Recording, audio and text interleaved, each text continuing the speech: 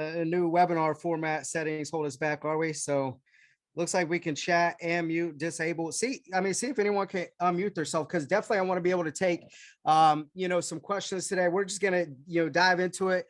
15 minutes getting these new settings and stuff like that dialed in, but get into the climate and the state of where we're at.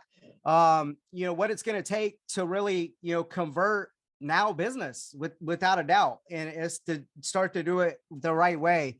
And it all starts with the fundamentals, right? And it's like, okay, yeah, I hear, okay, fundamentals and, all this stuff, or just make more calls, right?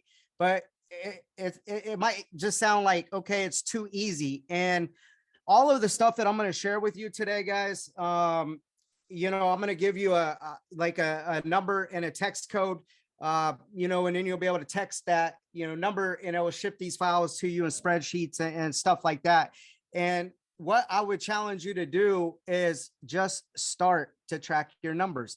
Just start to make your marketing look a little better. Just start to work towards actually making more offers and working from, a core process with presentations. I just would, you just start. You're not going to be able to do all of this at once. In the actual folder, there's me going over the home buying process slides, like I'm going to get in today with you, but it's more so of that.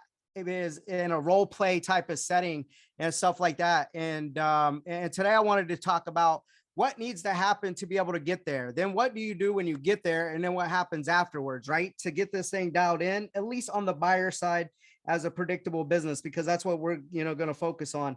And then you'll be able to get on my calendar, or one of the next sessions coming up. We can mix it up and go, a little deeper across the board with some of these things.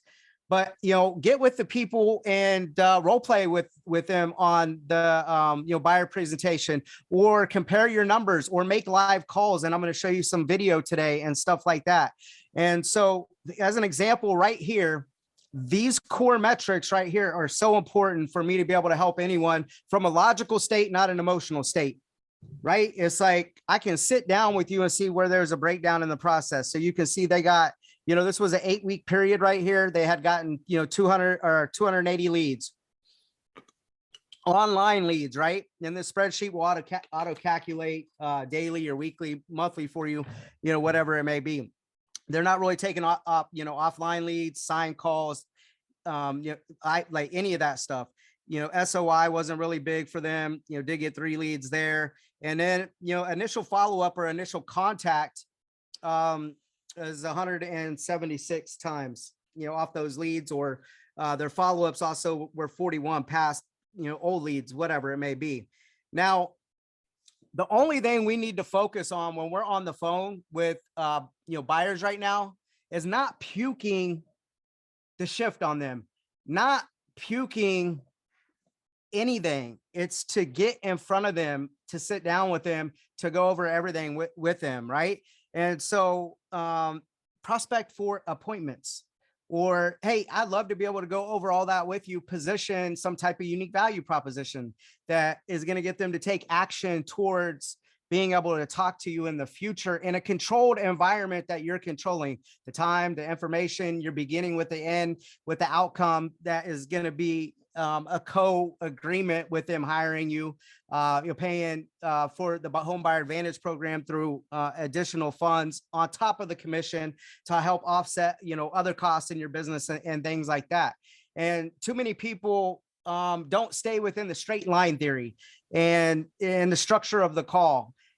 And so, and then it's like, okay, that was a really great long call, but what's the next logical step? I'll follow up. I'll reach back out to you. They got what they wanted, but did they really? And did you get what you wanted? And so don't think, oh, I need to be in, go show more houses and have all these showings.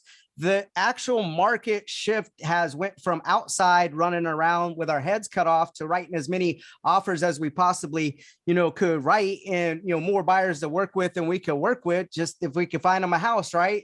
To inside sales, where everything is thinning out, and we're going to have to be, strategic. We're going to have to be tactical with our strategies. And more importantly, our messaging matters, right? And so some of you guys could be like, well, yeah, we ran these programs for a long time, but for the environment that we're going into, guys, this is where I made my name. Like, we weren't sitting down and doing buyer consultations or hopping on Zooms and going over our process, with these people and stuff like that. No, it was like by that time, 5, 10 houses had already sold, and or like and or like that client like already found another agent and that house is under contract before you're getting off something like that, right? However, if you guys understand funnel building, these people in the past, I spoke about this on Matt's webinar, they come in at the top of the funnel and bam, they're at the bottom of the funnel and making offers, and you guys are running around outside, which is outside sales, right? And so what happened with the middle of the funnel, the bottom middle of the funnel, and then the bottom of the funnel? It just disappeared. Like those, like people were, it just wasn't there. And so when I look at, okay, most of these people have been in real estate don't understand that there is like a real cash conversion cycle. And then there's an exchange of value with that piece of data or that lead or now that human being, right? And so in exchange from, you could go get a piece of data for 10 cents, right? And put in a lot of work to be able to get it to where it's a $10 like Google $15 like opt-in lead, right? But there's a lot of calls, there's a lot of sifting and sorting, there's a lot that went into it to take it from a 10 cent 25-cent lead to now a $10 $15 lead. And then there's another amount of work and follow-up and solutions and information and exchange of information that has to happen to take it from $10 to $15 lead to now they're willing to sit down or look at information or look at it, go to a showing, like whatever it may be. What is that worth to you? Like if I could book on your appointment, on your calendar, I'm sorry, qualified appointments, pre-approved, ready to go. And they're actually going to meet you and sit down with you and like hear what you have to say. No one wants to go to a presentation. No one wants to be presented to, right? However, if there's real value there, there's new information that's going to give you an advantage in this market. It's going to make sure that you are not making, a bad mistake. And there's, some guarantees in there that will help with buyer remorse and things like that. And actually getting into market analytics and showing them where the market's at, where it was, where it's going, how it's going to affect them, what you think you guys should do. When do you want your keys in hand? Here's like the logical steps with inspections, appraisals, all of these different things. Don't you think it'd be kind of in our best interest to start to build a relationship over the next 6, 7, 8 months, right? That is crazy to think that. Why would I have someone hire me for 6 months, 8 months, whatever on the buyer side, if you haven't been in real estate, longer than the 3 to 5 years? It don't make sense. We never had to do any of this stuff, or anything, right? Like you wrote buyer representation when you were writing the contract, because if we don't catch them at the bottom, like the top middle of the funnel, and get agency with them as they go through the dream stage, information gathering stage, actively looking and actively purchasing stage. If we don't do it, I promise you someone else will. Because all of the people that I know that, made their names just like I did in this market we're going to, which is a balanced market, if you will, not just a seller's market, but more of a balanced market. The things they're going to have to make sense in terms of a practical business and actually running a sales and marketing team. And so like, you're going to have to be able to control the narrative and all of these things. And you're not going to be able to do that if you don't start with your numbers, right? And so you can see here when you come down here, this person had to have 8 valid conversations to get 1 appointment. When I start coaching people or new agents ask for help, they're like, oh, these leads suck, or the market's horrible, or the shift is bad. And it's like, well, how many people did you have to speak with before the shift happened to get a qualified appointment, to get, someone to, come in and sit down with you or, write a contract with you? what was that number? What's that worth to you? And say, I don't know, just whatever. And so what changed? And so maybe, yeah, we are having to talk to more people. What, 23% homes down nationally and 30% down in loans being issued. And I can tell you personally with my business, I'm down 30%, even though we're growing. I'm down. I'm taking a hit. However, I'm excited, and a lot of agents are going to be getting out of the business. We're not renewing their license, but so what? They're not working right now anyways. They're not doing much. The good news is we just adapt and go back to them same systems in 2010, 11, 12, 13, 14, and 15, when we were crushing it and running these systems, right? These people are going to be thankful that you're going to be offering something different than anyone else is talking about. And you know what that is? Inside information, an advantage, expertise, more volume. You're doing more deals, right? And so this person spoke to 25 people off those 176 plus 41. You add these numbers together, right? And they set 25 pre-approved buyer consultations. Okay. Now, yes, maybe during the shift, they're not at 9-1. Maybe during the shift, current same skill set, same person, maybe it's 14-1. Okay, cool. We are all having to do more work for less money right now to be able to build into the future to have geometric growth again. How everything is went for me to current date, closing houses in 5 countries, 25, 100 agents, doing what I'm doing is not what I learned and did last year or the year before or the year before that. What has me here today, doing what I'm doing and got paid on over 8,000 closings from year to date was what I learned and did 10 years ago, 8 years ago, 7 years ago, 6 years ago. What I was learning, figuring out, and working towards got me to where I'm at now. 3 years ago, I was working on exactly where I'm at right now. And so what I am working on right now is where we're going. And I'm going to make sure that I show up there and I'm ahead of everyone else instead of being reactionary in a very predictable way with partners and things like that. And this is what I would suggest that you do too, right?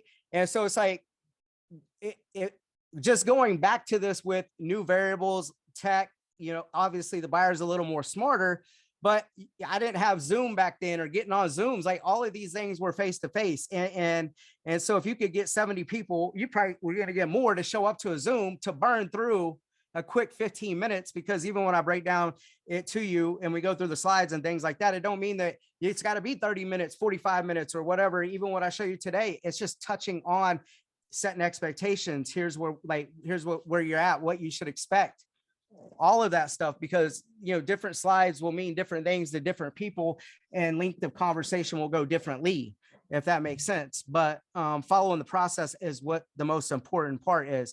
Of those 17 people that showed up, 15 of those people hired this person, right?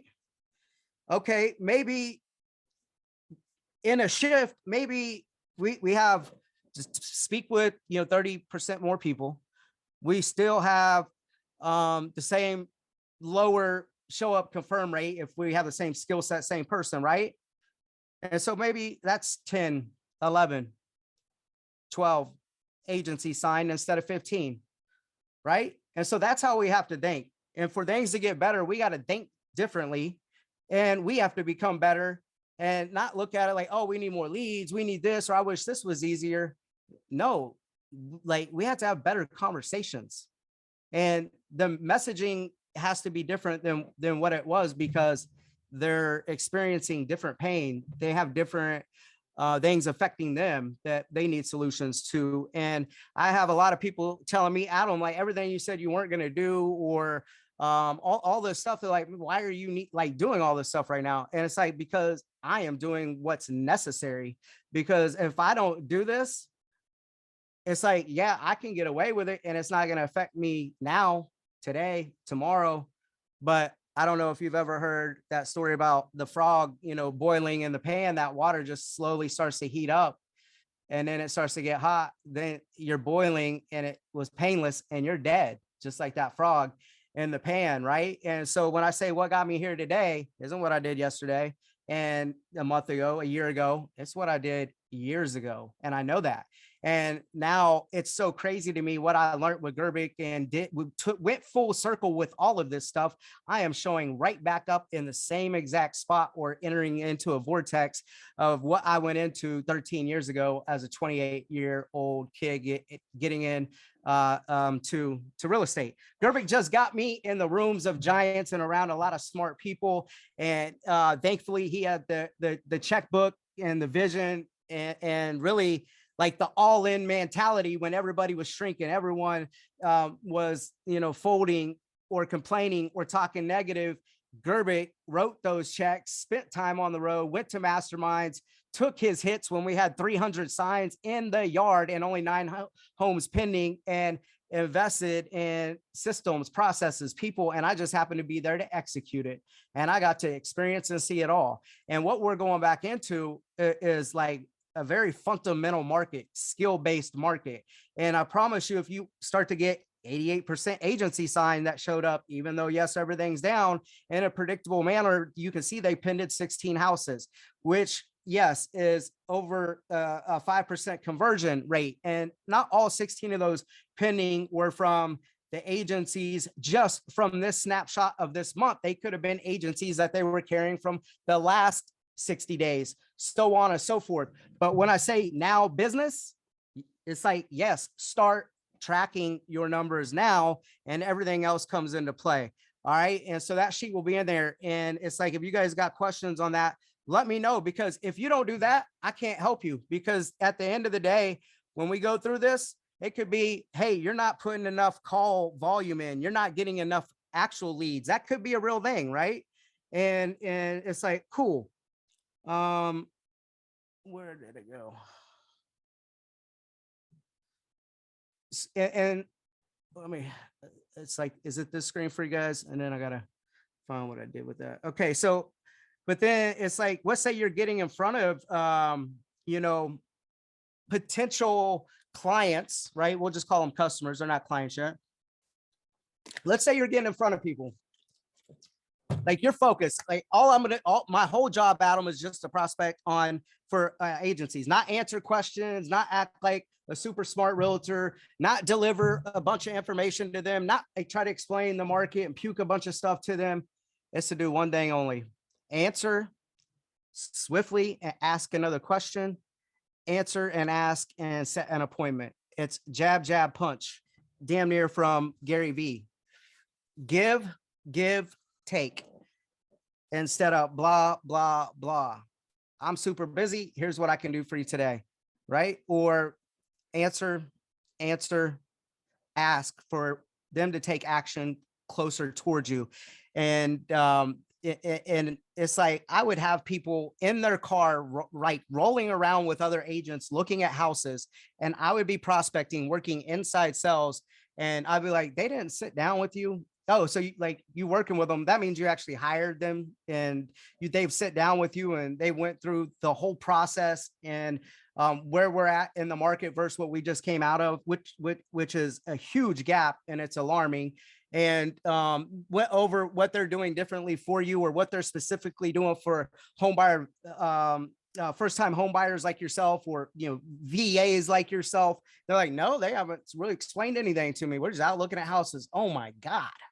I apologize on behalf of the industry. There's about 2,000 agents here in the Wichita area that, have their license and, out here running around. But, I will tell you, there's only about 150 to 200 of us that do this full time. And I only work with people that, like actually have hired me with a beginning and end date. We have a strategic financial plan, and, I know exactly, why they're trying to execute, what they're trying to do, and so on and so forth. And I don't even know if I could help you. But, what I'd be willing to do for you is sit down with you and be able to go through all of these things that you haven't been told or you're going to experience, or why things will go the way that they go in maybe a negative or positive way for you, since XYZ didn't. I am differentiating myself. And they'll be like, yeah, will you do that? Yeah. It's like, yeah. And I won't even ask for anything in return. Like, and so create scarcity around you and your information and how you work, when everyone else needs and chasing and begging. And that's how you're going to attract versus chase. And here's what I mean by that. The next step that we're going to move on to is once we're dialing in our numbers and we can get in front of people. And it's like, I only have like, two more agencies open. I only work with about 25 clients at a time. As you know, there's a bunch of homes to choose from, and the buyers are moving a little bit slower. But yeah, I'm only focused on about 25 agents, and I don't even know if we'd be a good fitter or not. However, I'd still be willing to help you. And so if you're out there just running around, you're not catching these people at the top, middle of the funnel that I was talking about. Someone like me will. Someone like me that understands this situation, and these people are going to appreciate taking a little more time with them, educating them, burning through stuff. But what you have is now a relationship that is set in stone, right? And so, anyways, if you're getting in front of people and then you can't get agency signed or you're struggling with it, that's where the next part comes in. And there's going to be about 15 metrics that could break down all the way to escrow. And like, even once they hire you out in the field, but you can't write offers that are getting negotiated.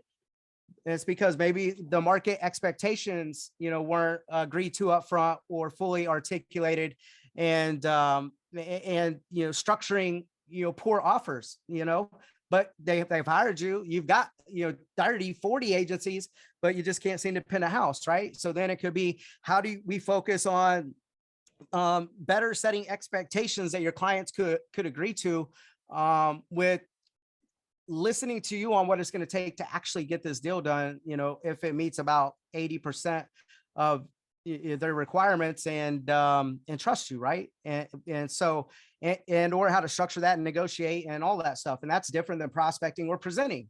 And so let's move on to the next piece to this is, let's see, I thought I downloaded it. The buyer presentation. And this is where you have somebody agree to, and I'll talk on this too for a minute, but where they have agreed to come in and meet you. Okay. Or jump on a Zoom with you. Like, I really wouldn't be doing any face-to-face meetings anymore. Like, it's like, man, you know how many of these things I could probably present if I was doing this every single day. And then it's like I'd be killing it on the agency game. And like, when we shifted back from a seller's market, or when we shifted from a buyer's market, I'm sorry, that like was super tough, and the like balanced buyer market line kind of straddled right there. We were killing it when Haas Pratt gave me this idea where Zooms wasn't out and COVID hadn't hit, like any of this stuff. It was like 2016, 16, 17. And I was up there. I lived in Kansas City in an apartment 1 week out of the year with our, Kansas City team, and building, that expansion office and stuff like that. And when we were in that shift, like, we were shifting from to more of a fast paced like market. Right. And I was talking to Haas Pratt out of Dallas, and like, he was one of my first guys I studied in real estate, and then started writing scripts, listening to all his recordings and listening to my recordings and stuff. I'm gonna pull up and show you guys. But he was like, hey, have you ever heard about WebEx or whatever, and these online deals? I'm like, no. And it's like, well, yeah, I've heard about something like that. And it's like, I never heard of Zoom before. He's like, well, you can get on there. It's like what I present my webinars on, and just go through it real quick with them and have them sign it. And it's like, sign agency before they even meet me. It's like, we do all these in person, in office, controlled environment, like flat screens on the wall, like we're in ties, we're all dressed up, everything. And I was like, I don't know if that would work. And so it's like, but it makes sense, like, because they're not going to drive 40 minutes away, or how the commuting is, or now the agent has to get out of their controlled environment, and meet them at a Starbucks or whatever, and pitching around, noise or like things that are uncontrollable, right? That are mess with your predictability in your pipeline. And so he's like, yeah, he's like, I got some of my other big teams and coaching clients on it, and blah, blah, blah. So I was like, let's try it out. So I started telling them guys, hey, And I think at that time, I forget what we were using. It was it wasn't, it ended up being something else, but they were hopping on, and I got so much pushback from them because it was so unconventional. And it's like, that will never work, or blah, blah, blah. But they started finding results in it. And, or people were signing agency right when they got to the house because they wasn't, strong enough digital signatures and stuff like that. Were just kind of hitting the scenes back in 16 as well. And all that stuff. And so it's like, that's what we got to do. We got to adapt. And it doesn't mean that we always adapt back. It doesn't mean that we always adapt to something futuristic. It's like, things have worked in the past, and all we need to do is bring it on into like a modern, onto the modern stage, if you will, with some tweaks. And so, guys, you can change this to make it look like anything that you need it to look like. Okay. But I'm going to go through what you guys need to be at least going through, right? Structurally, and then from a fundamental, processing of like the bulletin points and the principles and the program, and the consistency of the program and the messaging is what matters. And it could tangibly and perceived be different inside of your offering. Okay. But the Home Buyer Advantage program, has had many different feels and looks over the years, and we really haven't had to run it.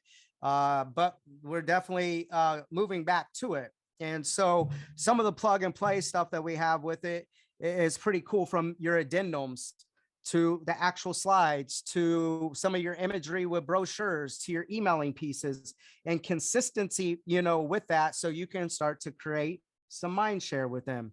Because out of all of the Pepsis and Cokes and Dr. Peppers and you name it, Fantas, like everything, when I think of soda, I only think of two companies. What do you think of? I think of Pepsi and Coke. And then what's your choice? I guarantee it's damn near the same one every single time. And so I want to at least be in the running to be Coke. And, and so it's like, we are a prospecting business and team that sells real estate. So we're basically a sales organization, right? And the best sales teams that I know, top 500 globally, top 5,000, like all of these companies, you name it, are prospecting based. They have a boiler room, they have a call center, they have a client care department, they have a customer service area, all of that stuff, right? Inside, outside sales teams, that's just how it goes. And so it's like, when I look at it, it's like, let's pick up the volume, because it's like, if the market's down, we have to talk to more people, but then we got to beat out and outlast and outstand all these real estate agents. It's like, you might want to think volume, and even running like auto dialers, and stuff like that, to be able to have an opportunity to pitch the Home Buyer Advantage process, right? And then when you're getting them on the horn right here, who you work with matters, right? Just like who you work with within EXP, and who's your sponsor, what your network is, it matters. It's Monday, right? How many people are up, rocking and rolling with us, excited, studying, sharpening their saw, or they're having a case of the Mondays, they're negative, they're complaining, life sucks, whatever it may be. You know what we're doing? We're designing our life. We're taking action. We're being positive. And so those are the type of people that I want to attract and work with. And just like on the client side, it's like, you can position yourself, and, if you don't have big results yet or whatever, leverage your team that you're on. I sold the crap out of Gerbic before I built a brand inside of his brand. And then we built a brand together. And so it's like, it's easier to sell someone else, man. I used to sell Gerbic day and night, man. And now it's like, but somebody had to go deliver on that stuff. And so I appreciate you, Gerbic. And so like, leverage those numbers, whatever it may be that you can plug and play here. And so, tell them a little bit about yourself. What is your role in the transactions? What is your intentions? And why are you looking to help them, right? You don't sell houses. Houses sell themselves. Defusing the sales situation, you just guide them through the home buying process, and will help them negotiate the best terms, and helps protect them, right? But hopefully through customizing the home hunter alerts and all of that stuff, they're tied into your IDX feed in some way, somehow. And you've been indoctrinating them, not just with this one slide, but well before that, they've started to think about Coca-Cola and see it places before they actually got to experience it. And so, and you know, they're seeing maybe some of your videos. Email marketing, I'm coaching with Chris Smith right now, man, and he is so on fire with the way he's rebuilt his companies and what he has going on, and the like analytics that I'm seeing, and how everybody's like, I need to get better at social media. I need to do this. No, what I see, and I'm gonna be bringing numbers soon. It's like, even where it's like, okay, I'm shifting money and different things, you know, with our teams. It's like email is crushing it right now, and it has like, it's like a 40% more return done right. Not just the IDX feed, not just the dripping of the homes, even though from the buyer standpoint, they don't shop for agents because they don't care about you. Like, we got to get them relevant, educational, they like content in their hand. And then they're gonna be like, well, who's that? I kind of like them. They're kind of humorous. And I can tell you right now, everyone is having a shit day, whether it's agents or other people. And so the conversations are going to be a little tougher. However, we got to have humor. We got to be, you know, bring that positive energy and, you know, change their mind state. And I like, there's calls where it starts off like they're guarded, they're negative, and then it's like, this person isn't just trying to sell me. It's like they want to help me, and they're humorous too, right? And then they start to learn a little bit about your team, your brokerage, what differentiates you guys. It's like no pressure, just kind of, you know, getting some seeds planted to be able to get to the offering, right? Because this is all about making more offers. This is it, like it, not selling more houses. We need to make more offers to get more agencies. And they might just hire you because you look good, or you're very, you know, charismatic. However, you can't scale charisma or a hero, right? And so being able to package more offers, and some of these things, guys, you're gonna be like, well, I do that, or you know, I talk about this here or there. It's like, make sure that consistency is the same, you know, with each client. Like, you expect to get a Coke in a red can, you expect it to kind of sizzle when it opens and feel and taste the same way. Now, this is where you can differentiate from that agent that was driving around with that customer, not that client, in their car, right? Because they're getting to experience, maybe Coke came in a blue can. Let's say, whoa, I thought that only Pepsi did that, right? Or whatever. And, you know, talk about the traditional agent and what they're having to do, and lack of execution on what their specialty is, right?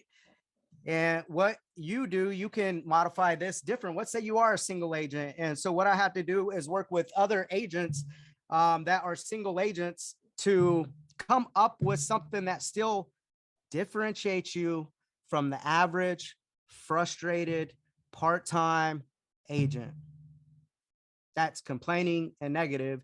And it's like, we have to control that narrative with ourselves, because I haven't turned my TV on or listened to the news. I did check the election, kind of spot checked it, and damn near 3 months at all. And I might have watched, turned on some sports, but not much, you know. And it's like, I am controlling the messaging right now. I've been all in with restructuring my companies. I have been staying up, like not just up late. I'm talking about all night, staying up all night, multiple times, probably 15, 20 times this summer, researching, watching YouTube videos, studying, making big decisions, more people needing help that didn't need help before, right?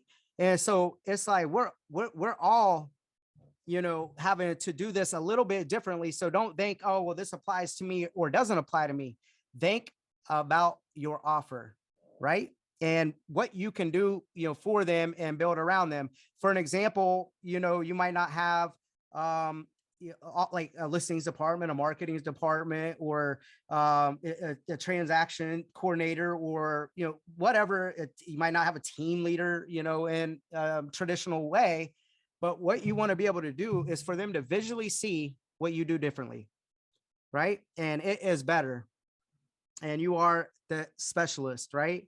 And so we can work on, or you can, like what needs to go around here, because right here, you just tell that just feels different, right? Just even we put you center of attention, whether you're a single agent or, maybe a self-organized group, or just got a couple of admin people, or, like Matt Smith, or, Blake, or whomever, right?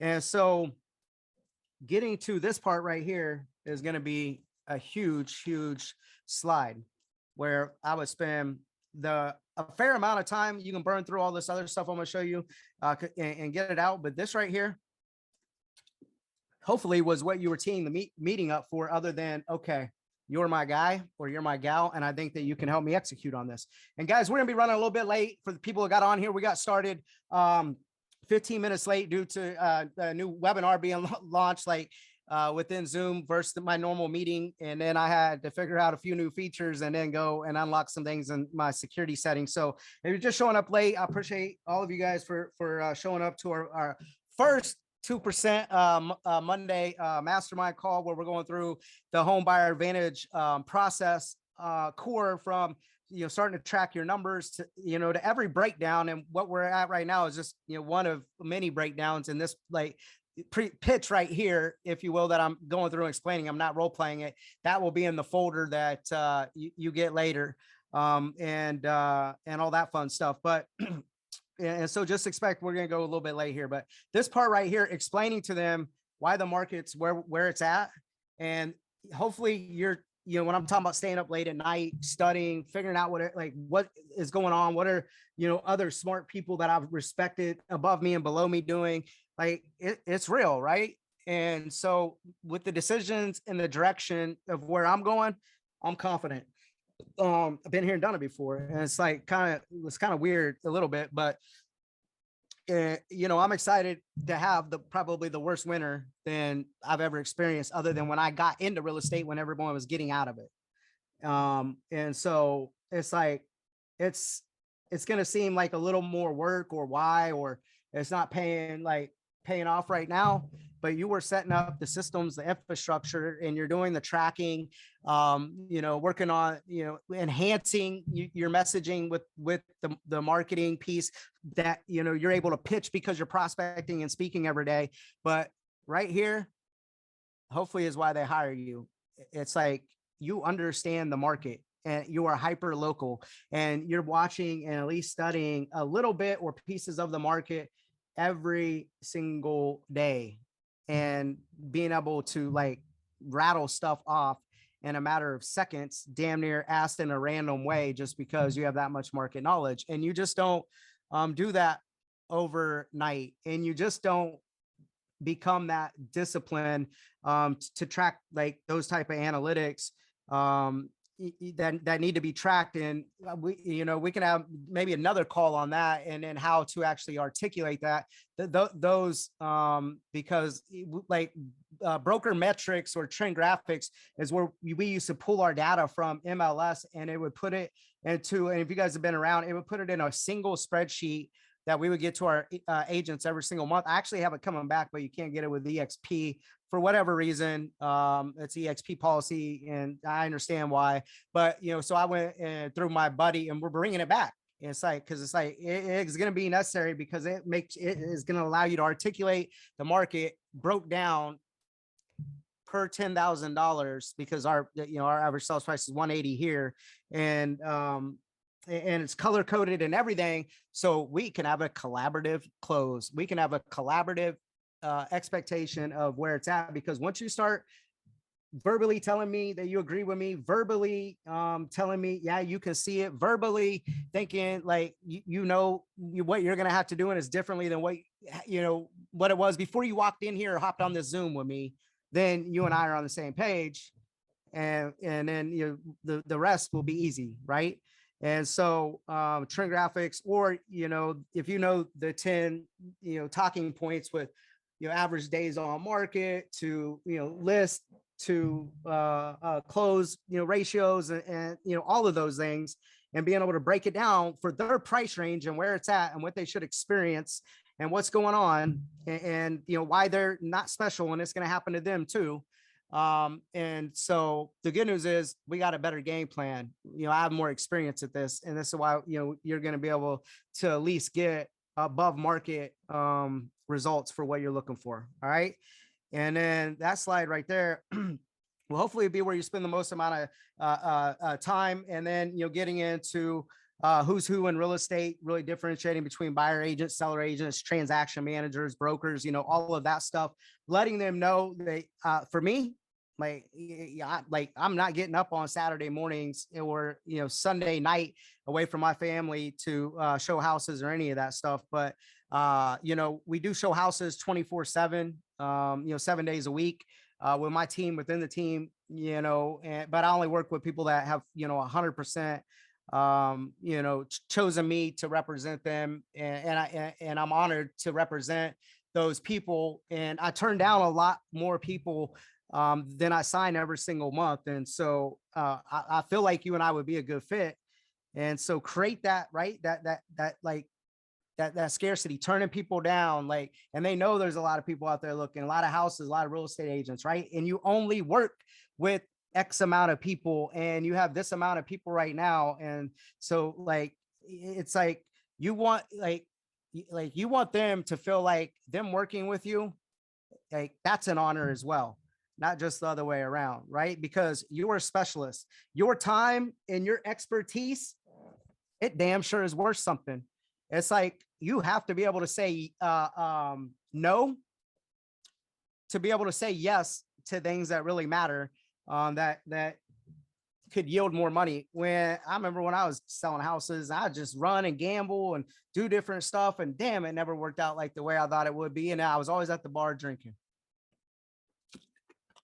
until Gerbic would be like, "I told you so." And when you start this, that's what I'm saying. Tracking your numbers, it's gonna be hard at first. They're not gonna be 100% accurate, but just start working on your design or marketing and packaging and your offer. It's not going to be perfect. It will continuously evolve over time. Just start. So you build that expertise over time, right? And so even with agency, it's like, okay, I can always get maybe lower middle of an average sales price people to meet me for agency or whatever, right? And so, but I can never get that $300,000 person, whatever, to meet me for how our average is, and it just bugged me, right? So when I got those calls or I had those opportunities, I always said yes, and I always gambled, and I always took a chance, and I always was hopeful. I always was wishful. I said we built a good relationship. I am their person. You know what? Hope is not a strategy. And my feelings, my ego, everything was damaged and bruised. And it's like, I should have known better, because they don't give a shit about a buyer's agent or you or whatever. They only want to see that house today. They only want to do this. They only want to run you around here. They only want you to look up the information and get back with them right now, today. It's like, okay, I'll do it. And it's like, you think that that would build some, good faith with people. Nah. And so it's like, I was like, man, whatever. It's like, they're just bad people. And then I started noticing when I started gambling and doing that and getting out of my core process and my systems and saying yes to things that I should say no to, because remove the money, remove the volume, and just focus on units and people and processes, I would have been okay, because I would have had my time back, or I could focus on people that were saying yes until I got better. But maybe that was part of me, my learning experience with getting better. And I see other people doing it, and it's like, I get it. I get it. Sometimes it did pay off a couple of times, but I take the lessons, put it that way. And so when you start turning people down, like I would really have people like, okay, then like, we're not going to do this, or I'm not going to meet you, or like, and so, but they always came back, because I would differentiate on why I'm different, why my time matters, why I only work with people that have hired me. And people will call you back when you say no, as long as you're still, your email strategy is good, your messaging's good, your videos, even in your emails, your follow-up game is tight, still checking on them. You ain't got no hurt feelings. It's just because everybody has a process, everybody, whether they know it or not. to get what they want. Like, we're all humans. We're all the best salespeople on the planet, even like babies, to get what they want, toddlers. And so it's like, if you don't have a process that you're sticking to, you're going to randomly go through a bunch of different processes with a bunch of different people. And you know what that's going to get you? Not much. Okay. And so being able to stand your ground when you need that deal, you need it. Like, there's less deals, but you also got to say no, because you know that this is the right way to build, and you're differentiating yourself from the herd. All of these people, they're out there running around with these people that are, part-timers, or not being able to get deals under contract, or not really being able to articulate where the freaking market's at and what they're doing, because they're just shooting from the hip, right? And wishing and hoping. Versus what you got an invitation to just look at something, and it's actually a strategy, and a winning strategy for the market that we're in. And this program and how we designed it was for today and for over the next couple of years. And there's all of these other people, and if you take 2,000 people and then you run 150 pros through that, your chances, if I'm a gambling guy, that percentage is a hell of a lot bigger to get an inexperienced person than to take, a 15-minute meeting with a pro. Wouldn't you agree? And so, like, you really have to talk about these things, guys. We don't need to bash agents. We don't need to talk badly about people, but differentiate yourself. And I said this at Matt's event, and some of you guys that have been with me for a while, value unarticulated is always going to be value unappreciated. But I promise you, time and money is never, ever an issue in the presence of value, ever.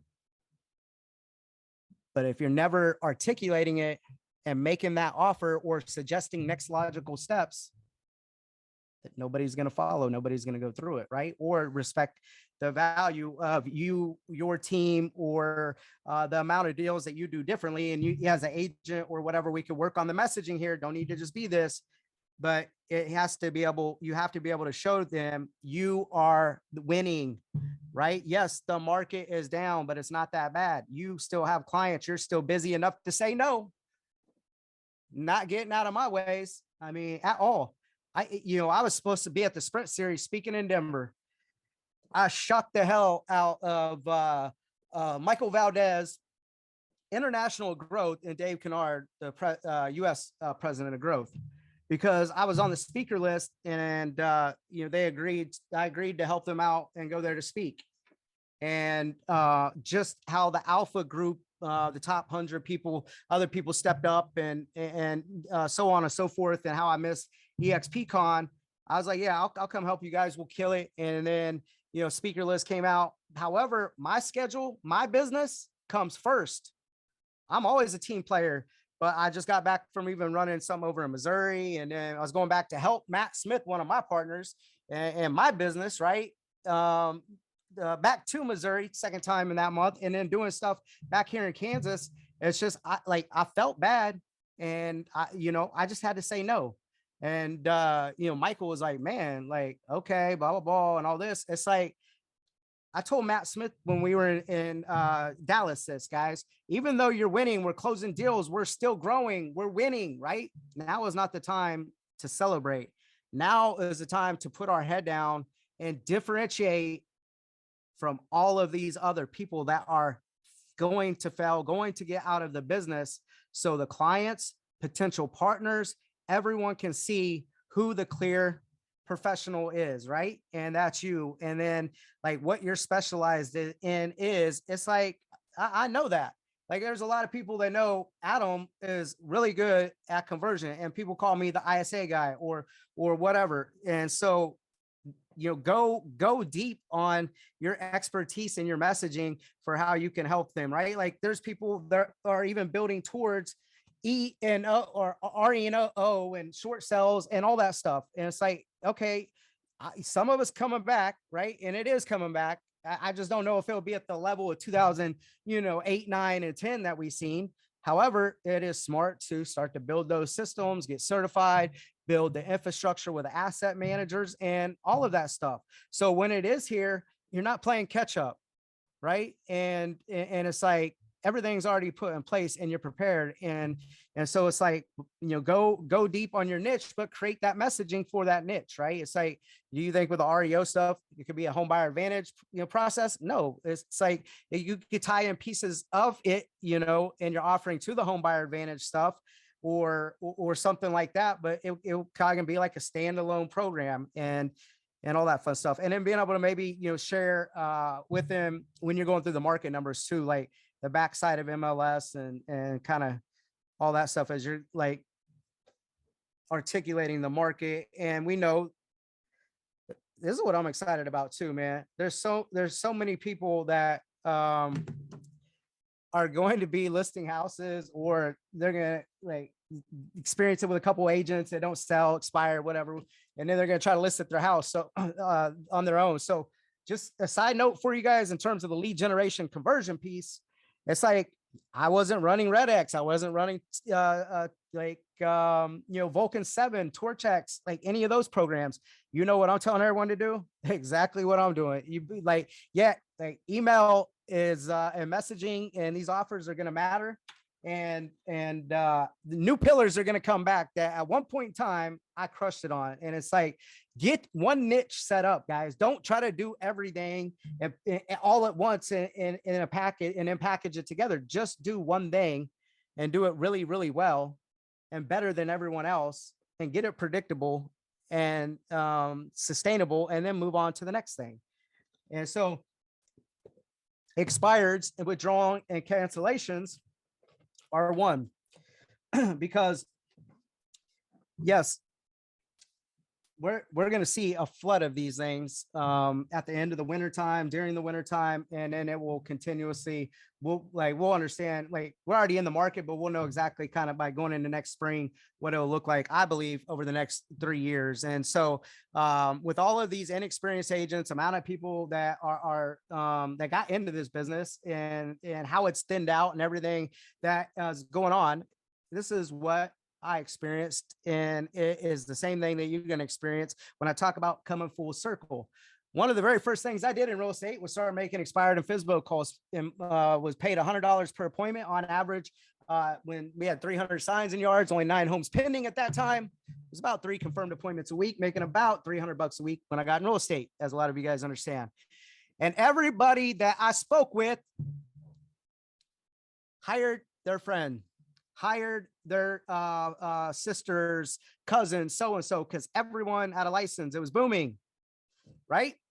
However, yeah, we didn't really get the result that, Aunt Susie said she could get for us.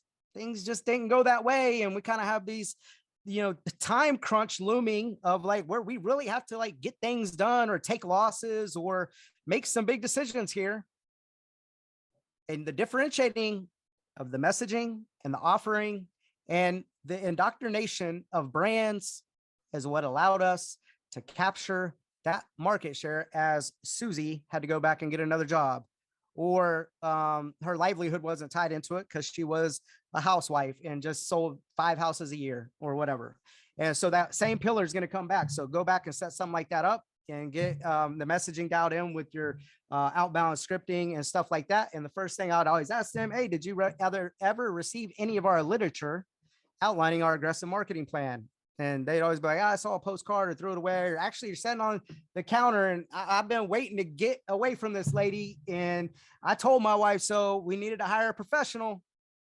And so, so put that pillar, back in place. But at this point in time on this slide right here is when you're going to slide your business cards, or let them know that you're going to be able to represent them on new construction, new build, for sale by owners, land, any of that stuff, because sometimes they're really like, oh, I didn't know that, I had to go in with like, the contractor always has like somebody on site, right? Like we know that, and we know how that process works, but they don't, right? Like they're going to give them their card. They're going to try to represent them, even though it's like, whatever, it is what it is with the builders. And so let them know that you could go do, some video recording for them of the of the house and send to them. Like, you may have done deals with that land developer, construction uh, person before. And so you have some insight information, but let them know that person on site,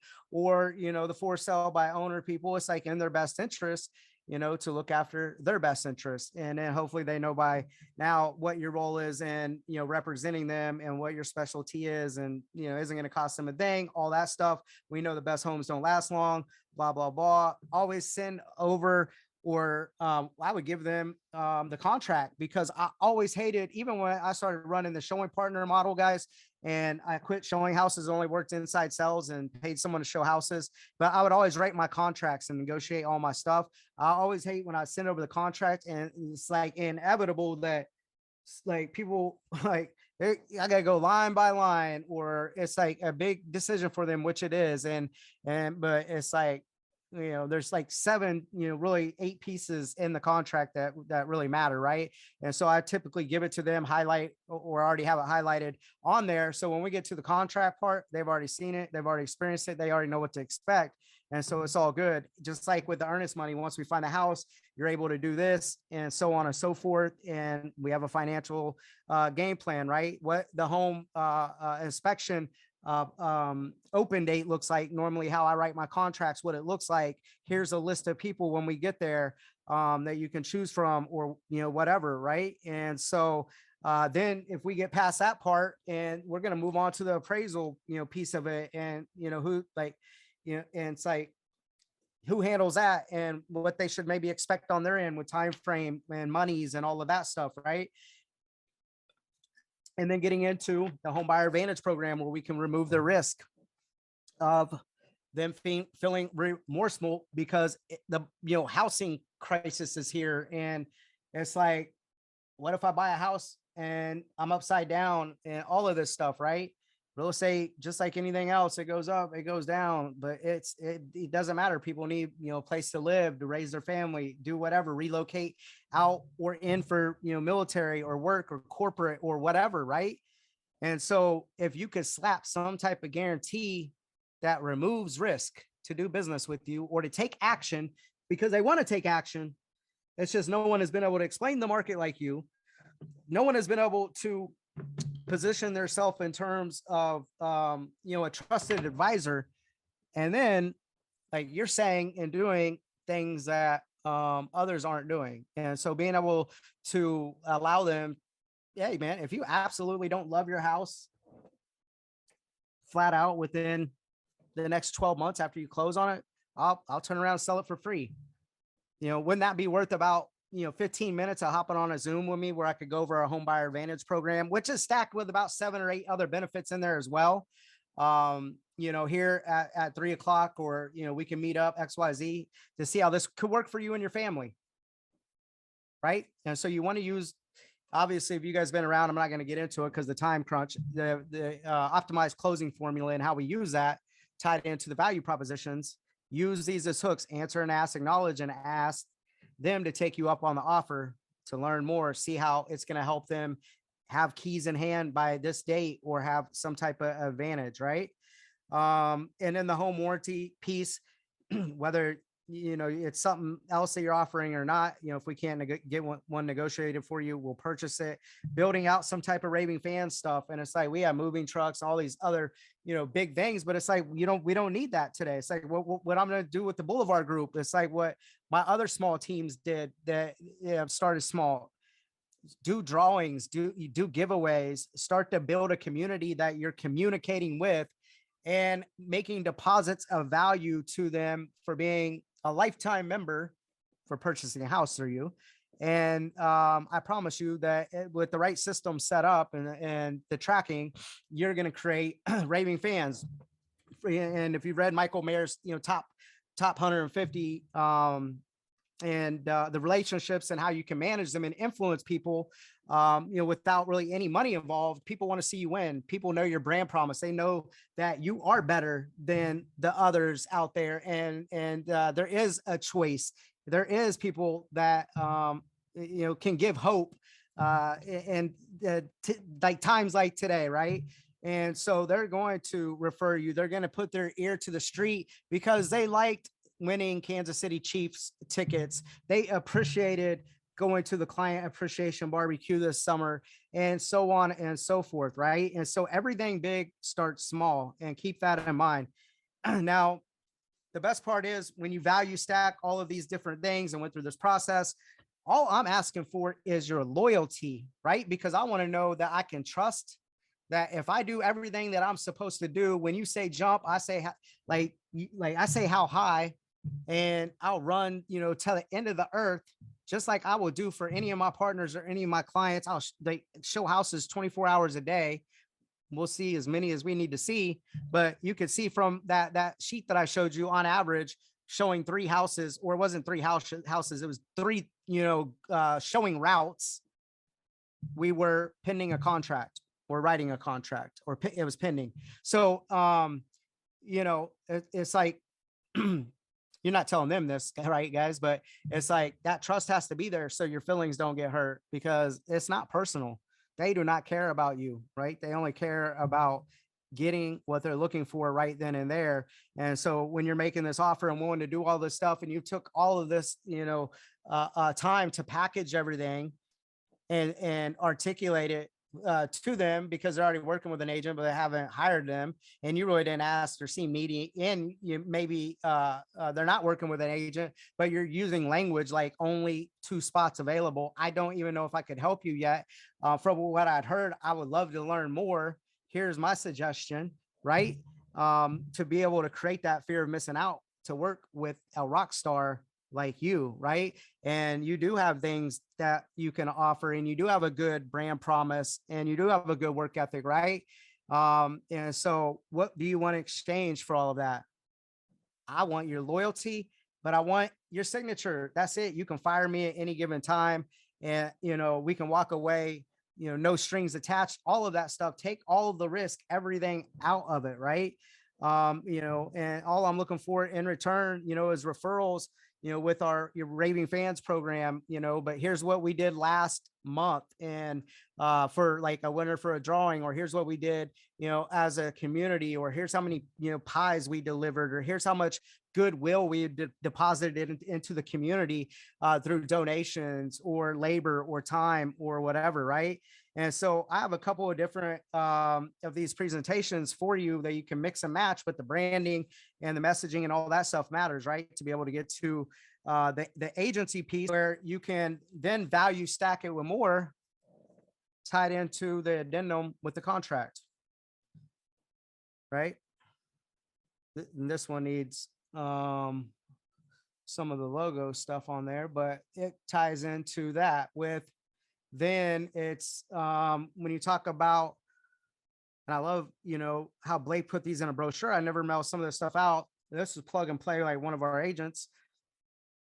And so how we're running our self-organized group, that's moving back more to a traditional team, just for many reasons, that I can get into later personally, but I put the agents on here, plug and play, but you can see the branding is still being controlled versus just being like celebrity marketing, right? And then getting into the messaging. And what I would do is chunk this stuff in videos, right? And talk about like each step, the pre-approval step, like that could be a 2-minute video, considering your needs, and start to take what is considered a buyer consultation, and you're just going to burn through it with them quickly, or depending on their stuff or whatever, to be able to get commitments and signatures. But they've already been seeing it. They have already been hearing your messaging. They already know if they're going to hire you or not before you maybe even made that offer or got in front of them, right? Being able to indoctrinate them through the written word, through the messaging with the video, online and off, right? Is going to help you get business. When Gerbic was already sending mailers to FSBOs and expireds, expireds and all that stuff, well before I was calling them. I started off as a guy that I started off with as a guy that will just say is another random expired person calling them that they're pissed off about because I'm the seventh person that called them. I'm the 10th real estate agent that's talked to them. This house has expired twice and they are disgruntled. But now I start off from a place of credibility because they're seeing marketing, they're hearing other messages. Maybe they're seeing our content, through emailing, or they've talked to me before, right? And said no to me before, because they had to actually jump through some hoops to work with a specialist and took an easy way out and learned that, it didn't net them what they wanted. So now they're willing to do what's necessary.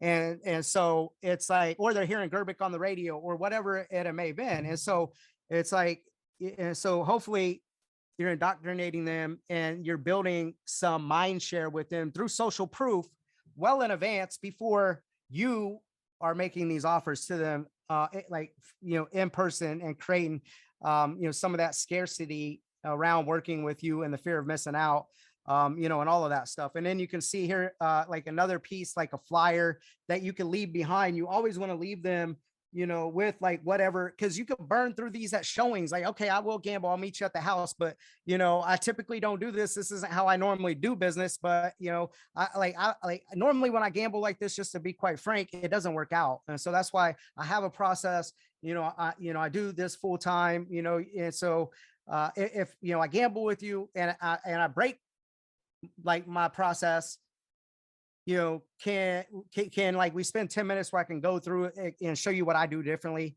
And can you promise me we'll be able to do that?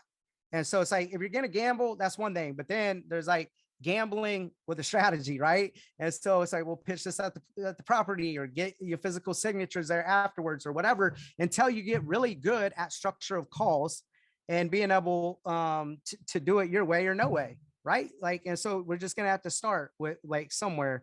But being able to use 10, 12, offers, some perceived, some tangible or not, to get them to take action towards you. And I have like, even like, let's say you don't have moving trucks, like I highlighted here, just the raving fan stuff.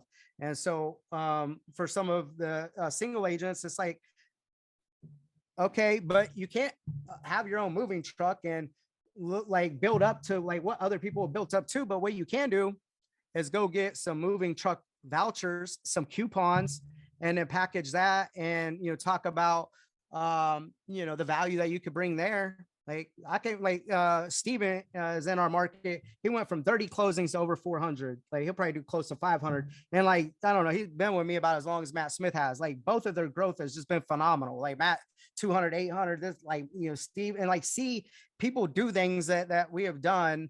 And it's like, he's like, I can't even buy boxes or whatever. But he like, when we were talking about like what the offer was, and then however his contacts played out, he ended up, getting boxes that he gave away for free. Right. And so he gave away free moving boxes that like, were a hit. And now he's built up to, he gives away things after closings and added to all of those things, but give a box away, like give a coupon away, give something away. And then it's actually in a package. They can see it, like customized home loans, anytime showings, 24-hour showings, home hunter alerts, client care resource benefits, right?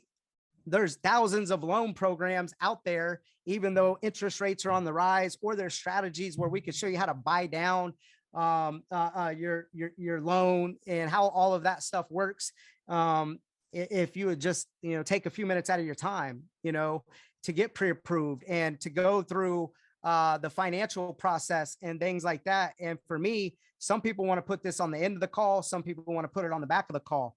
And so I'm going to get into the money, usually typically up front, where do you work at? It's like, if I'm going to allow you, to be one of my 25 people, part of having a good financial game plan and me understanding that and representing that and speaking on that behalf is very important.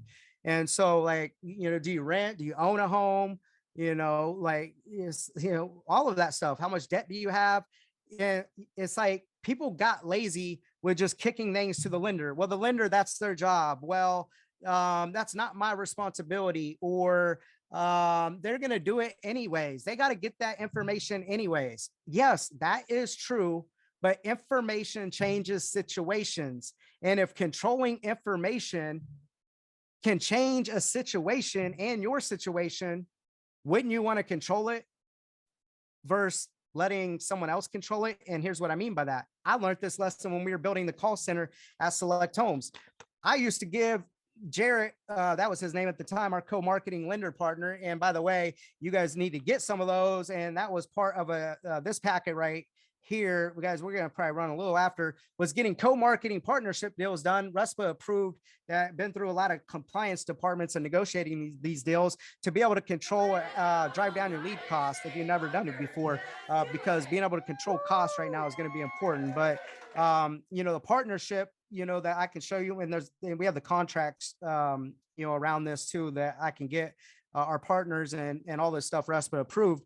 But it's like, hopefully you have someone that you're in business with, that you're not calling a lender, that you're not saying pre-approval, and you're not saying pre-approved. Like, eliminate that out of your vocabulary and never say those words again. Or once again, attempt to work towards that and see the results that you will start getting when you articulate the benefit, the why, and what they will gain out of that by knowing their credit score, by understanding their debt to income ratio, by them saying they can't do this, they can't do that. There's not, the interest rates are too high. Hey, well, I got some good news for you. I have a partner, part of our client care resource center here, that boosts credit scores, has thousands of different programs to pick and choose from, and is a specialist just like me that might be able to help you. All I need to do is get a little bit of information from you today, right?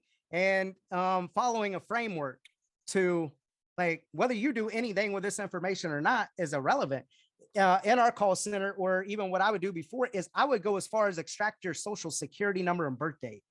Me personally, how my people work, and still I tell my clients this today, but not so much today with a social, but it's like, if someone gives you their income, they give you their social, they're probably going to answer the phone or fill out any information if it's sent to them. When I would just forward their information along to Jarrett, and I would say, oh, I'll have my lender guy call you, or whatever. Cool. Like, all right, this is your cell phone number. Go. This is your work hours. Great. All right, here's his name. Here's what's up.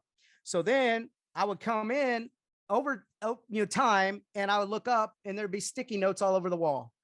And I'd be like, man, Jared, you call these people? Yeah, I've been calling them, blah, blah, blah. And it's like, they didn't answer. I left them a message.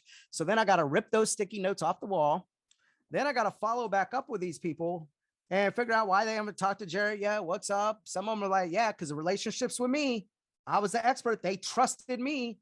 And now we're bringing another character into the mix. Then they don't know why or what the benefit is, or it's just a lender guy. And when we speak to a lender, that means we're getting a loan and going to buy today, which is not true. Right.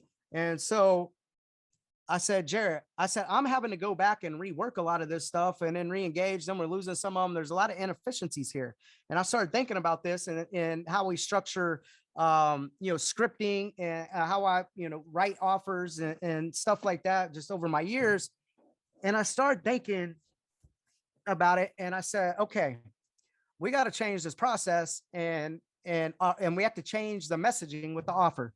And so this is an example of, this could be a breakdown even in your system, one of the 12 or 15 things, right? Because I broke down all of these tracks many different times.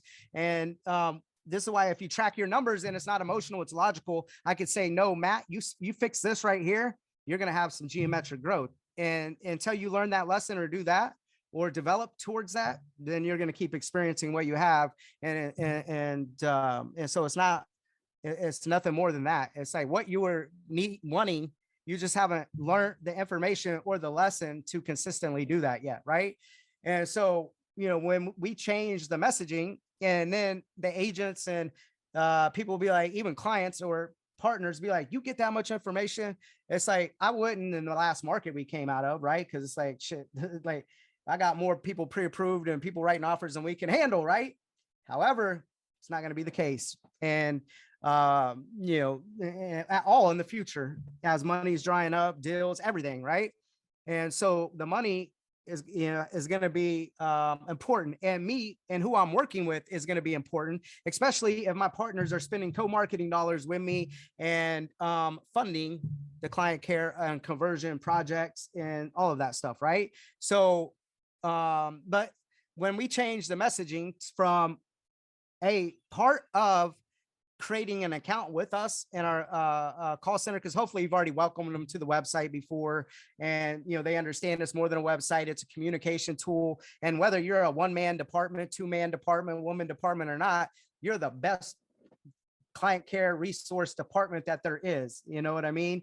And so offering things to them that are going to have a dramatic impact on affordability, their net cost, and like getting them exact payments, because they're doing calculations on other people's websites and or yours, but it don't take into account the credit score, debt to income ratio, taxes, insurance, to be able to get them exact payments, not just what's on the website or what other agents are saying, without a commitment, without them being obligated to use my partner, or if they know that they're still 6, 7, 8 months out from purchasing that house, whatever it may be. And so when I started to use language like, do you know your credit score? Well, would you like to? Or, hey, I know you're saying this and this is what others have told you. However, we are who we are because we do things differently here at the top. And there's only a small percentage of us that can even pull this stuff off anyways. But that's the good news. Since you've created an account with us and you're in our ecosystem, or, you've hired me, or here's what we're doing, you get my connections and the people around me to help you, get the information in your fingertips, just so you can make an educated decision on what's best with you after you and I speak about this stuff. Right.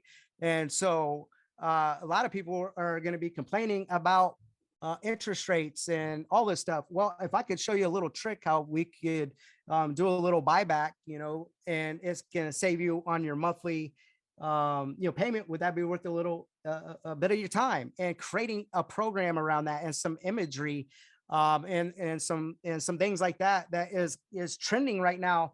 And I'm seeing with other people. But what I love about it, yeah, you could talk to them about it, whatever. But is it part of your home buyer advantage program? Is it part of one of your offerings in there?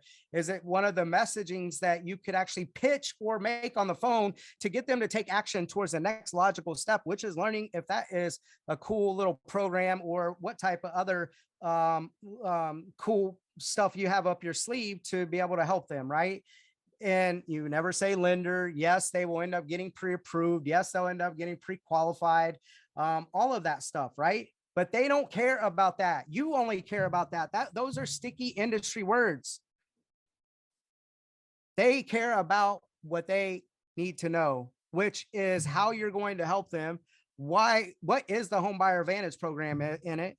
Why it is like high powered, and they need to actually look at the more like the other piece of value in there, because always give like the buyback deal, and then I'd be hooking to at least jump on this 15-minute webinar to learn more information, or the home buyer advantage program, or the free warranty, or this or that, or your skills, whatever, more information.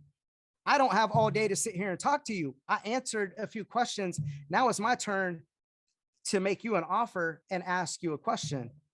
And if that is, it's like, if you're asking for more of my time, or you're looking to achieve this, will you take me up on my offer of what it's going to look like to be able to help you get there? And I can go over all of this stuff with you. All right. And get them to agree to that, and have the money conversation up front. And I'm, not going to get too much into that, but, let's say you're getting in front of a lot of people, but you can't get a lot of people approved. Right. But like, even maybe you're collecting agencies is what I like to call it. But then the people don't end up getting pre-approved, or they're in credit nurturing, or whatever it is. It's like, then we need to work on our phone skills. We need to work on having better quality conversations. Because let's say your volume's up and we're having volume, you're running an auto dialer, by the way, that if you look at, what's, going to be necessary, it's like, I got, and what I'm going to put in this list is like, even when I talk about going niche, like this is IVRs and we're running dialers, guys. It's like, I'm not going to, get out here and, just hand dial a bunch of stuff or do things one off in the type of environment that we live in with contact rates and attention spans and just everything. It's like, I'm going to compete where I can scale, right? And I can do that through video. I can do that through the written word. I can do that through leveraging technology. I can do that with making better offers. And then when we actually get in contact or whatever, hopefully I'm asking better questions that leads to a better conversation, that leads to better offers than anyone else is making them, right? And you're not afraid to say no to them and stand with your process and all of that fun stuff, guys. And so running the auto dialer. So some of these things, like this is an IVR one I put in the folder. I dropped like hours of FISBOs. I dropped, so like internet leads in there, whatever it may be. So you guys could hear some of the messaging of like what it looks like to go through and like set up an appointment like on your calendar and all of that stuff, where it's like we have a mutual agreement of what's going on in exchange of value that's going to be delivered, and then the decision that is going to be made at the end.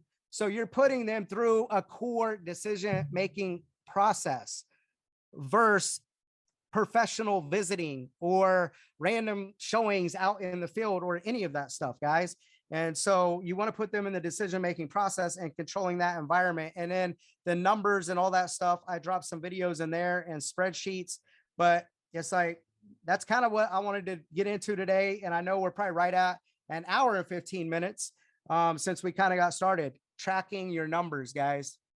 You can't, and you're not going to be perfect. And it's not going to like feel natural at first. But you want to build a big business like Matt Smith, Corey Blake, Tierney, all of our other partners, like you name it, Steve, like Steven, there's Michelle, and there's a bunch of you guys that are doing it. You got to start with being able to control your narrative and then track the behavior every single touch of whatever is going to build that you're going to build an empire off of, right? And I promise you, you start tracking those 10 metrics that are going to be in that spreadsheet. And then I help you dial in or show you how, what you should be looking for or give you feedback. And then you make your tweaks in that pipe drive. You can go on to build a dynasty off of that and sell thousands of homes in your career, if not a year, like we're done and doing and what others are building to, over to. But right now it's like, if you look at my other business, I have many other offers and pillars of business and more spreadsheets that track leading and lagging indicators. And I'm making changes to them and figuring those out and dialing those in, as well. And so this will seem unnecessary at first, but I would rather spend 15 minutes with this person or 30 minutes with this person, making them an offer, going through and explaining my whole core process, helping them, make a decision, and then also explaining to them when others have not, and they're going to appreciate you spending the time, taking the time when they're like, man, this ain't what I thought it was or what I was dragging myself into, because nobody wants to be presented on. Or you're able to articulate the net experience that they're going to gain by taking action towards your solution-based language.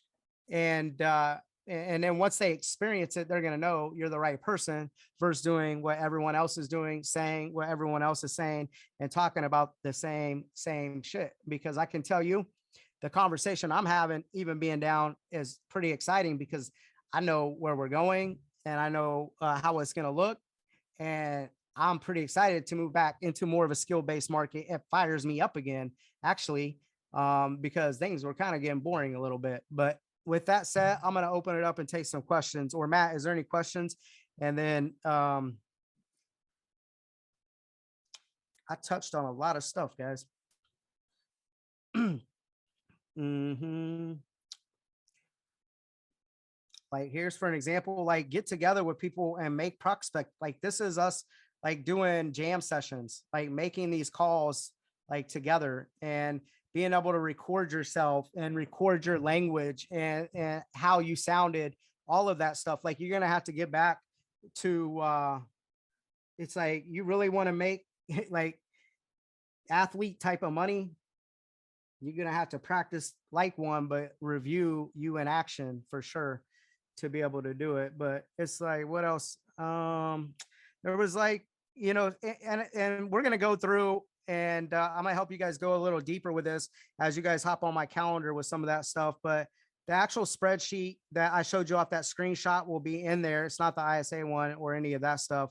But even like as simple as like the questionnaire, like when you're asking them questions and they could see like, damn, I just saw a PowerPoint and then the addendum has the imagery on it and then like your little questionnaire. So it's like you may or may not already have these notes in the CRM, and you may already know this stuff, but people want to see that you care. And then it's like, and then they're seeing like, there we go with the Coke again, right? And so it's like, hey, again, remind me real quick, like how many bedrooms were you looking for? And ISA bunker. Let's do it. I know you're trying to achieve this, but why? Right? So you tie them back to the emotional piece to it, and then they see you taking notes. I already know what, like if I already know stuff, which is most of the time before I get on my partnership calls, because of how we do our intake calls with our partners, I already know what your units are, your volume, the constraints and problems in your business, and how we understand the 8 stages of growth. Typically, I understand where that constraint's at or the linchpin and what needs to happen. But when I hop on these calls, okay, tell me a little bit about your business. Cool. All right.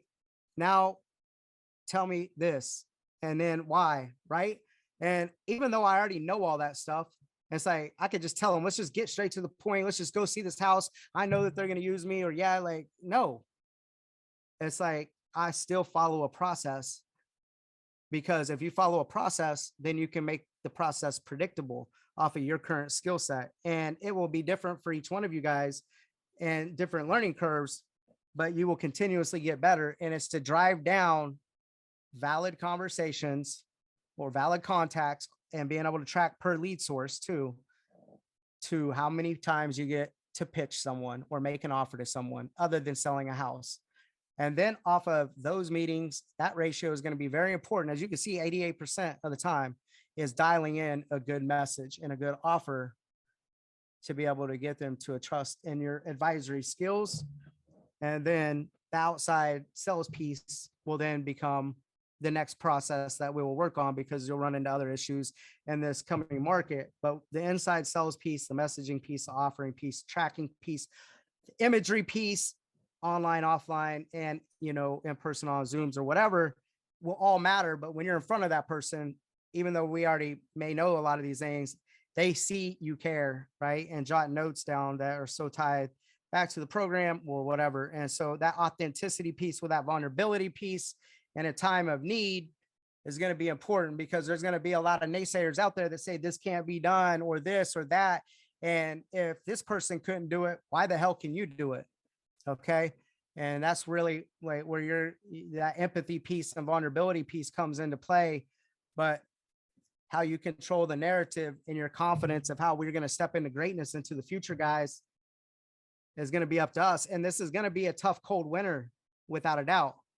But I'm having conversations with $70 million teams, $50 million teams, big producers that are maybe not like looking to be recruited, but they're looking to merge, pare down cost, share resources to be able to get in business, and stuff like that I wouldn't have had. And it's like, we're all taking a hit, but the good news is we're growing. Everything's gonna be fine, because I'm gonna wake up on work. It's how like my whole sales career has been.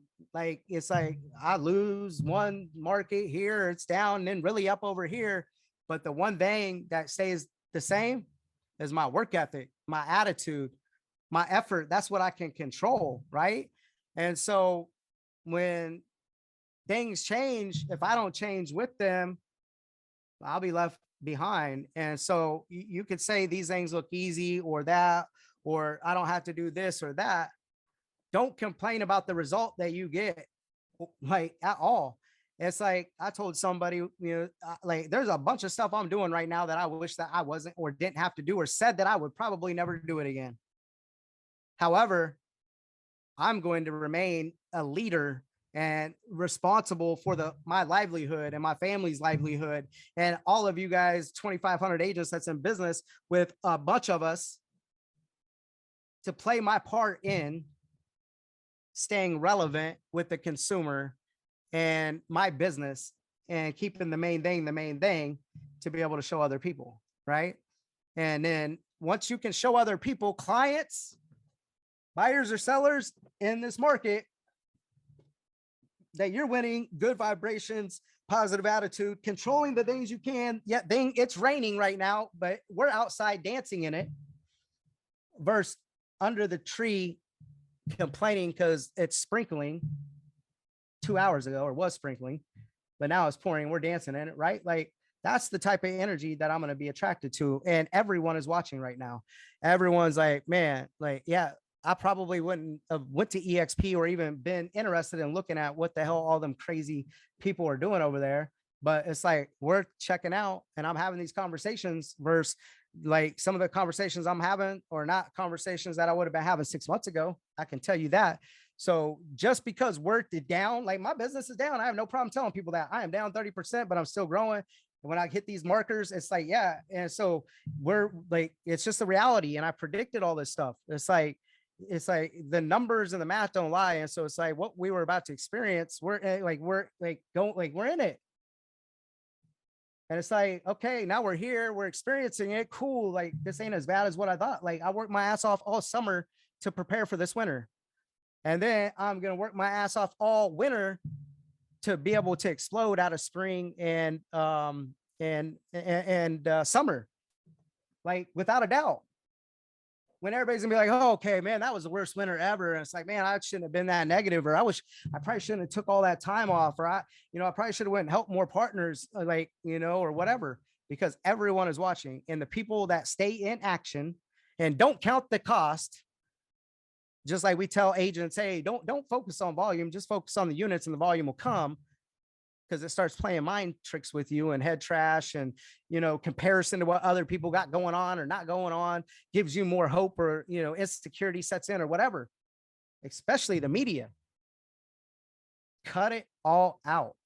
People, relationships, the news, anyone. Like you are going to need to be the best version of yourself and make some changes in your business. And hopefully I'm bringing one piece that you can start to work towards to change, to build in something predictable. Because yeah, you could have talked to 8 people to get one appointment. Now you need to speak to 16. So what, are you getting out of the business now? Or are you going to still stay in it until you get better or the market gets better? So hopefully that helps. And then my calendar, guys, is adamlivechat.com, or with the 2% new mastermind call, I might have Matt Smith on deck next week. And then the week after that, kind of go a little bit deeper, into any of these things. But guys, I still don't know, like, here's some of the listing stuff, the worry-free stuff. Here's the addendum for it that I'm working on. So, but we'll go real deep on the buyer stuff, like just even the lendership, RESPA contract, the partnership, what that needs to structure and look like, what the contract it is, and that Gerbic had built with some RESPA lawyers back in the days. And then I was the one going and pitching it and going through the compliance piece with their departments and all that stuff to get deals done like this right here to drive down our costs. All of that stuff is going to be important. So, and then how do you bring in more vendors, not like co-marketing partners, but we'll call them vendor partners, to kick in, where if you're running good imagery and good messaging, and it's like you stand out from the crowd for sure. And it's like, I want to be part of that, and it's like people will pay to be hosted on your website or to be one of the 3 choices in your buyer home buyer advantage program package or whatever you leave behind. I showed you a flyer, but you can leave a whole packet behind, like who, you know, the people are that will be servicing them, part of their team and their story or steps and all of that stuff that we haven't even got into, or email the packet over to them. We just kind of touched on a little bit of the marketing and snapshot of the process, right? But I damn sure would be looking at the co-marketing stuff, getting that stuff done to control costs, and a vendor program. If you've never done it, but your marketing is cool and you've just always let people, be an option with you or not, but figuring out how to offset as much cost through your offerings as possible. And show you how we could get that stuff done. And then if you guys want to go back and like listen to like the role play of it, like let me get that. Let me get that number for you guys. See if Jay-Z sent that over.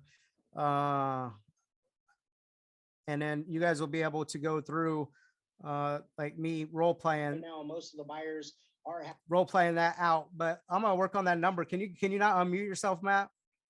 Yeah. So Adam, this was great stuff. Appreciate you going over all this.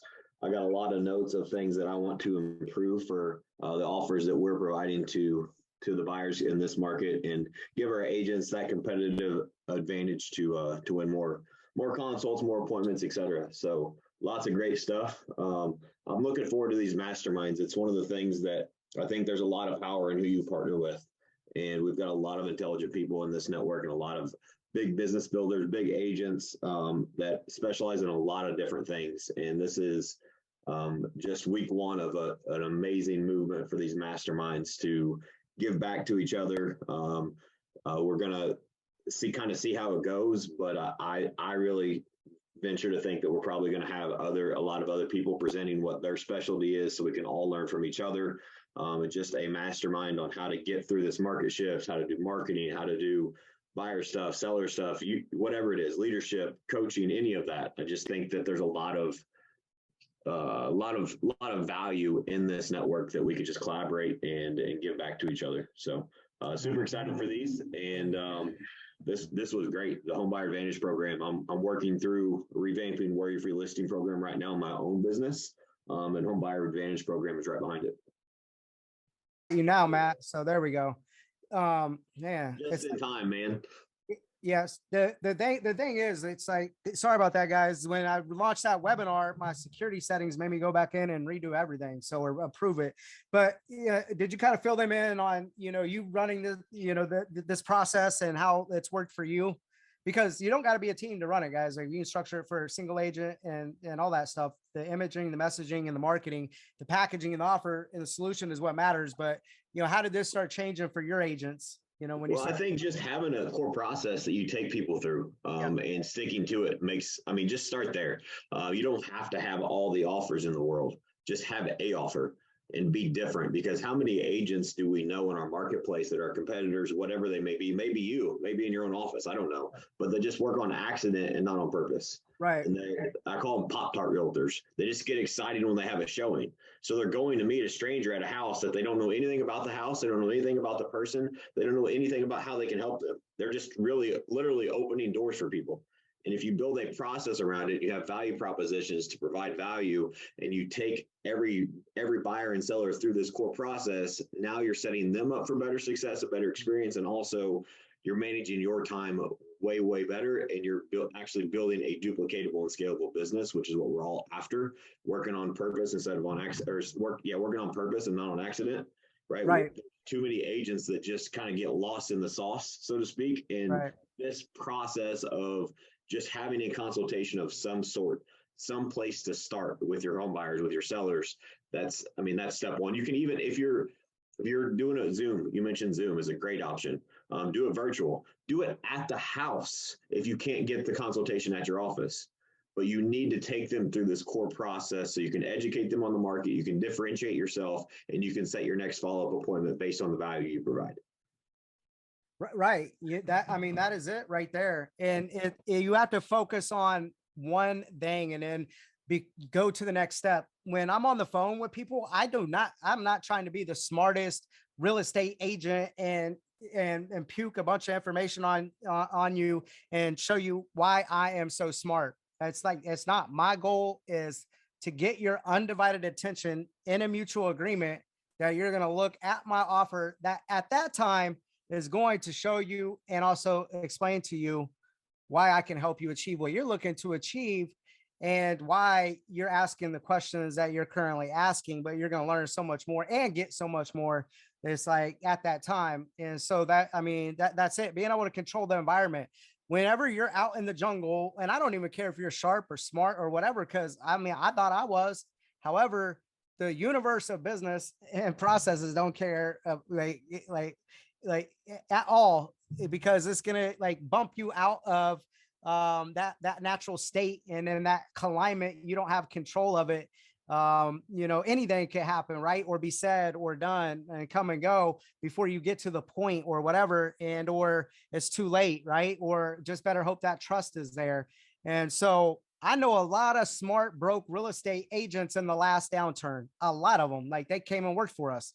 And so once again, marketing, enhancing a prospecting led business with some very simple core sales process and tracking in place is going to outbeat like the smartest, laziest, random brokers that Matt is talking about. And they're going to be out there, and there's a lot of them. And there's also going to be a lot of hungry, sharp, willing and able hungry people like I was 13 years ago that want to apply their process, but I'm just ignorant on fire and I don't even know what the hell is going on. Or I am willing to work and I'm willing to work hard and work day and night, but I just need to have someone show me how to have better conversations. Someone needs to show me how to be able to get a design or an offer or some cool stuff put together that isn't going to cost me an arm and a leg, that will work. And so it's time well spent. And I don't care if it's going to come quickly. I just need to know that the process and the people that I'm following and what I'm doing in the right order is going to yield me, what I'm looking to yield. And that's why this network is so valuable. And to all of us, it's not like we're recreating things, right? Or like hoping or wishing or doing random stuff, even though we got to do that on the marketing side to stay innovating, which is A/B split testing. But this is not it. And this ain't that time. And so being able to do the right things in the right order with working with only buyers that have hired you through good messaging, right, is going to be very important. And you'll thank me later. But well, I think I want to add to that real quick is that a lot of, I think, and this is understandably so, like go back the last 3 years of real estate, is that we have been order takers as buyer's agents. Right. Like the hardest thing to do as a buyer's agent the last 3 years was get your offer accepted. Right. Because you were competing against multiple offers. Right. You didn't have to have much of a skill set other than understanding how to make your offer competitive. Right. Like I don't say that disrespectfully. It's just the reality of most markets. And so if we have to reshape our thinking in this new market. And how many times, let's go back to anytime that you've shown a property and gotten burned, right? Like we go and meet, we get excited to go have a showing. Like I want you guys to be excited. I want you to realize as an agent, you don't get paid to show properties. You get paid to solve problems. And their problem is they need a house. They don't need to see houses. They need to buy a house. And you solve their problem by developing this process, not by showing properties. Showing properties is a part of the process, not the process. And I think when you understand that and wrap your head around that, that really helps you set the right framework. Number one, you protect your time, but you also give the client a way better experience by slowing it down and working with the right people that are ready to work with you because they understand the process. Right. And you'll make changes and tweaks to it. I love that. That is so true, man. It's like you have to become a master at what you're doing, setting an appointment, and then you'll get good at that, but then not be really good at the next step. And then you'll get really good at making the offers and, answering questions and actively listening and presenting. And then you'll get really good at writing offers out in the field. Like the people that were doing that and winning, and getting away with the environment and not having to do any of this stuff. But we're still winning. It's because they had the skill set to do it. But also a lot of people struggled and burnt themselves out, and the buyer remorse set in, and agents working all these hours and writing all these offers and not really getting deals under contract. Right. And so, different markets, play into different skill sets, and you got to use different skills at different times in different climates for sure. And so it's just going back to that, to the climate that we're in. But you hit the nail on the head. When agents nowadays are like, when I'm coaching or telling them this, or be like, hey, you need to do what I'm doing. Here's what I'm doing. They're like, man, we ain't had to do it. It kind of seems unnecessary and all this. And it's like, you don't need to give big, long winded presentations or whatever. It could be simple, short, and hopefully some of your other marketing is, like already starting to have some ambience influence on them, and just follow the process. But they will thank you after the fact. I have people that had thanked me later, or they said they weren't going to buy a house in 8 months. I don't care. However, I've only worked with people that hire me and I feel like we're a good fit. Just give me 1% of your trust and I'll earn the other 99%, right? All I'm asking for is a signature. You can call and fire me at any given time. We'll shake hands. We'll have an agreement. We'll walk away, like adults, no strings attached. I just want to make sure that I got your commitment. You know what I mean? And then I'm really putting in real effort, work, and I promise you that you're going to experience, what you're looking to get out of this thing. And then they end up purchasing in 3 months instead of 8 months, because you collapse the time of giving them information, removing risk, making them feel comfortable, and bam, all of a sudden it's a perfect situation versus what they thought off the information that they had. Information changes situations. That's right. There's so much information available in today's world, Adam. That's where the problem comes in, is the consumer thinks they can do it without us. Right. But in reality, they don't know the ins and outs as well as we do. And so it's our responsibility to get in the middle to help them. Like, one of the things that we have to offer, and I'll share it with you if you want a copy of it. I don't know if I got it from you or where I got it from, but it's like, I have a commitment form that, hey, I'm going to commit to you first. And in order for me to commit all of these things, I need you to commit to me. And that commitment is canceled anytime. So I partner that with a cancellation guarantee that we both sign as an addendum to the buyer's agency agreement. Right. It's it removes all the risk altogether. Like, here's the stuff I'm going to do for you. Like, I need you to commit to me. And then at any time you're not happy, like, I will sign this form right now that we can cancel at any time. Like, I'm not trying to get one over on you, literally to help you so I can commit to you in your home buying journey, which is the biggest purchase of your life. You need someone in your corner, and that's what this allows me to do.